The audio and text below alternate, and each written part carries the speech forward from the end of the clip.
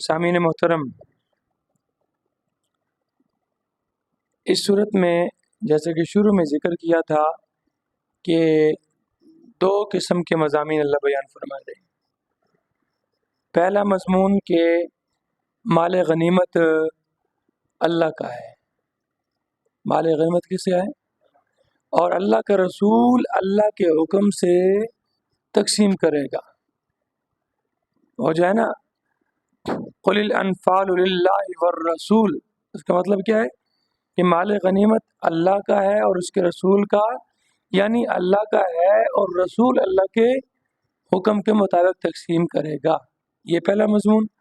اور دوسرا مضمون کہ قوانین جہاد اللہ نے بیان کی ہیں۔ کیا بیان کی؟ قوانین جہاد۔ اب یہاں سے دوسرا مضمون بیان ہو رہا ہے۔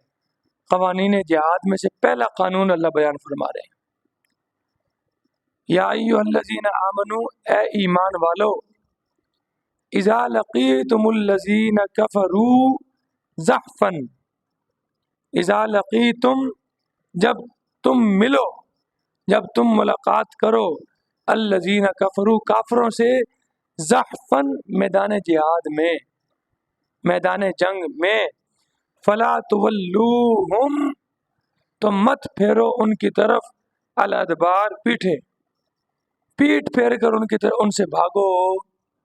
یہ پہلا قانون اللہ بیان فرما رہے ہیں۔ میدان جہاد میں پیٹھ نہیں پھیرنی۔ پیٹ پھیرنا بہت سخت گناہ ہے مسلمان آدمی کے لیے۔ میدان جہاد میں پیٹ پھیرنا، اس کی آگے اللہ سزا ذکر کر رہے ہیں۔ وَمَن يُوَلِّهِمْ، اور جو کوئی پھیرے گا ان سے، یومئذ، اس دن، دبرہ، اپنی پیٹھ۔ ہاں، پیٹھ پھیرنا کچھ اس کی صورتیں مستثنا ہیں۔ پہلی صورت اس کی یہ، الا متحرفا لقتال، جنگی چال کے طور پر۔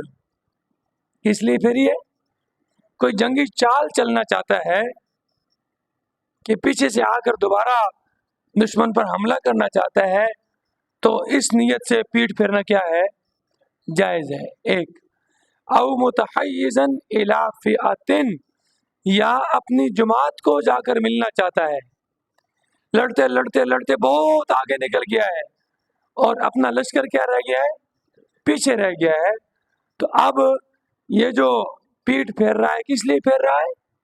اپنے لشکر سے ملنے کے لیے، تاکہ لشکر سے مل کر دوبارہ حلہ بولے۔ تو ان دو صورتوں میں پیٹھ پھیرنی کیا ہے؟ جائز ہے، اس کی اجازت ہے۔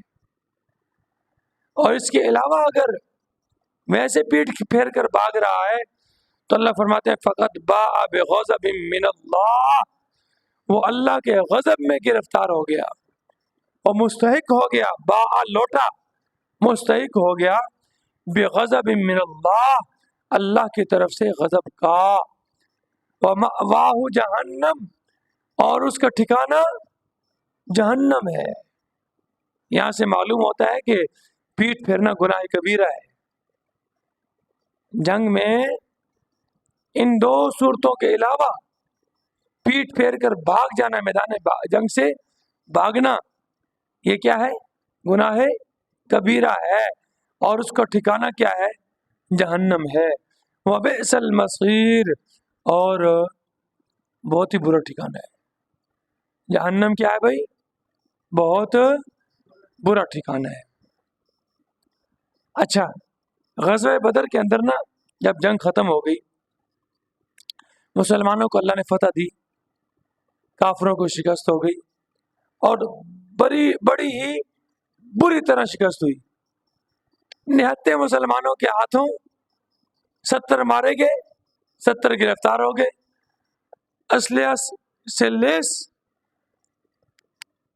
اب جب بعد میں مسلمان آپس میں کہنے کہ فلاں کو میں نے مارا ہے، فلاں کو میں نے مارا ہے، فلاں کو میں نے مارا ہے، تو اللہ کیا فرمائے؟ فلم تقتلوہم، تم لوگوں نے ان کفار کو قتل نہیں کیا، ولکن اللہ قتلہم، بلکہ اللہ نے انہیں قتل کیا ہے۔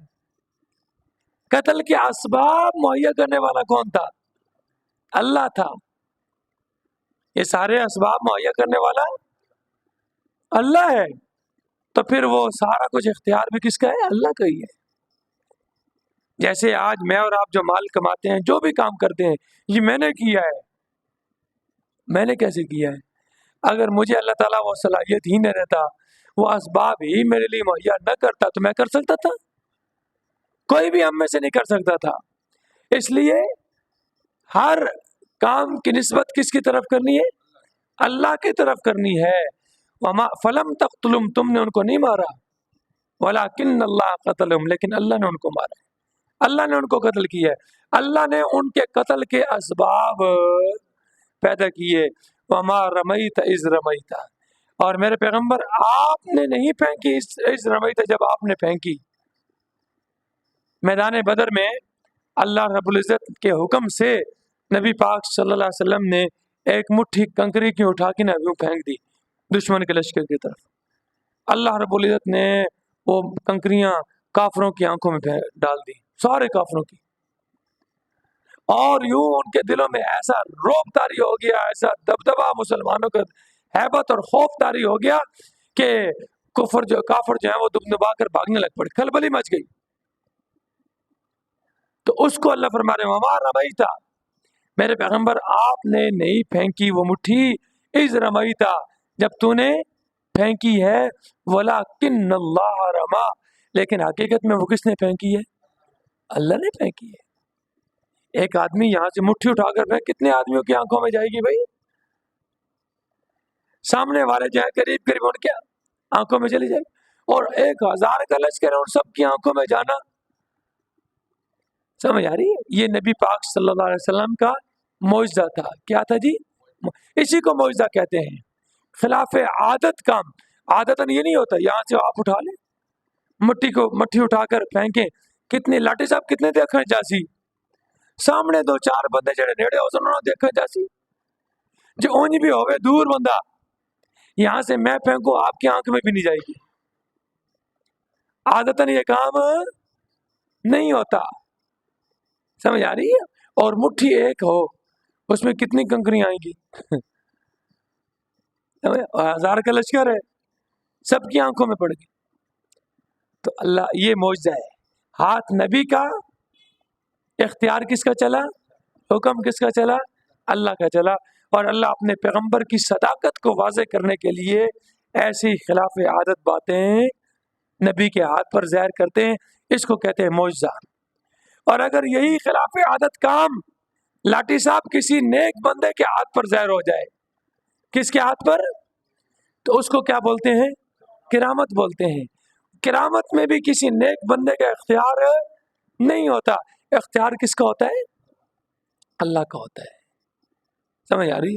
تو ہم لوگ صرف کرامتیں بیان کر کر کے لوگوں کو انہی کے یعنی اتنی کرامتیں بیان کریں گے، جھوٹی جھوٹی کرامتیں.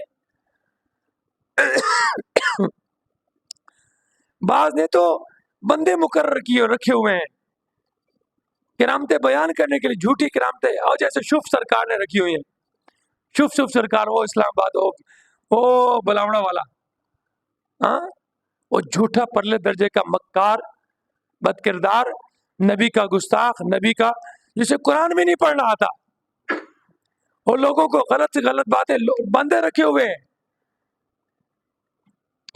آنکھ سے چین نکال رہا ہے، منہ سے کیل نکال رہا ہے، وہ انہوں نے کر کے دکھا دیا سارا. وہ اقرار الحسن نے وہ ساری چیزیں کر کے دکھا دی. وہ ساری کیا ان کے لیے وہ کیا کہتے ہیں جی؟ ایلیون، شعبدہ بازی ہے، ایلیون شعبدہ بازی ہے. وہ آنکھ سے چین بھی نکال کے دکھا دی، منہ سے کیل کے بجائے انہوں نے گولیاں نکال کے دکھا دی. سمجھا؟ اور لوگ ہمارے جناب علی سادہ بہت ہی ہوا، ہاں. اور وہ کہتے ہیں بزرگوں کی جوتی جو ہے نا، وہ علماء کے قرآن پڑھنے سے اس کی تاثیر، جوتی کی تاثیر زیادہ ہے.